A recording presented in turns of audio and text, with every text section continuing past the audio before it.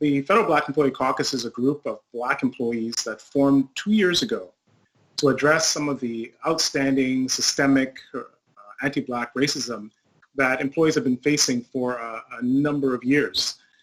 I was actually a union person for many years dealing with cases, and over the hundreds of cases that I've dealt with, more than half were from Black and other racialized employees. So over the course of the last couple of years, it was really a call to address this. The United Nations Decade for People of African Descent was adopted by the Government of Canada in 2018, January 2018, and that gave us what we believe to be policy cover to look at how we could help the public service address these issues within. So we're public servants. Most of the employees that are with us are on assignment with FBEC. FBEC formed to some extent outside of government. We do not take government money. We're completely self-funded. And we, other than the loaners from departments, we are self-driven, self-led, Black-led. So to speak just a little bit of why we need an FBEC, and I think this is probably the most important part of that question.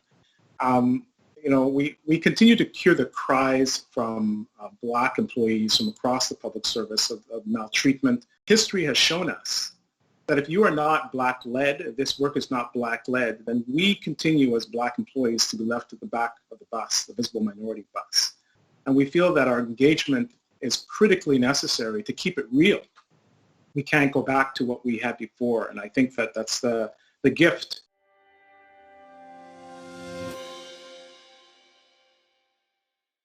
What the Federal Public Service needs is an anti-Black racism strategy and an action plan to address anti-Black racism not only within the public service, but also externally. So an anti-racism strategy that has a strong component of an anti-Black racism strategy and approach is definitely what needs to be done. It's time to actually implement. It's time to put these things into practice, right? We've been studied to death. I don't think we need to have another report to establish that racism does exist in Canada. The Black community in Canada has not been helpless and hapless spectators as history has unfolded around them. They haven't been helpless and helpless in terms of trying to rectify their conditions. And numerous organizations were formed, numerous initiatives and programs that I could enumerate, but we don't have time, have taken place, right? So the Black community has been at the center of these struggles to expand its envelope of freedom, its claim on citizenship. And I think, in a sense, involving the communities and involving these organizations is central in and of itself. If these policies aren't organically linked to Black communities, they will not succeed. And in fact, they will be very counterproductive. You can also see that there's a clear management accountability framework. Donc, l'imputabilité pour les gestionnaires au sein de la fonction publique est absolument clé. Et donc, il faut que ça soit mettre en œuvre. Ça fait 25 ans qu'on a la loi sur l'équité en matière d'emploi. Ça fait des décennies qu'on a à la loi canadienne sur les droits de la personne, mais le racisme anti-noir persiste. What FBEC has been promoting is something called positive measures to address our gross underrepresentation at senior levels and at various tables across various shops across the public service.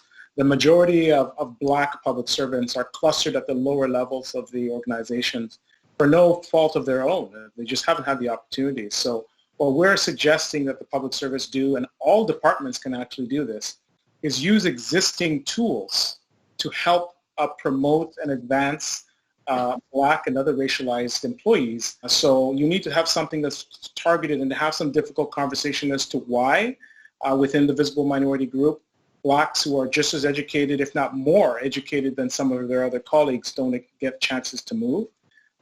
There are discrimination and anti-Black racism that happens even within these visible minority groups.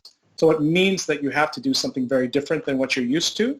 It means to use positive measures to be able to force those changes onto the system and not wait through training and through attrition for the changes to take place. If we do that, we will be having this conversation with my son and my daughters 25 years from now.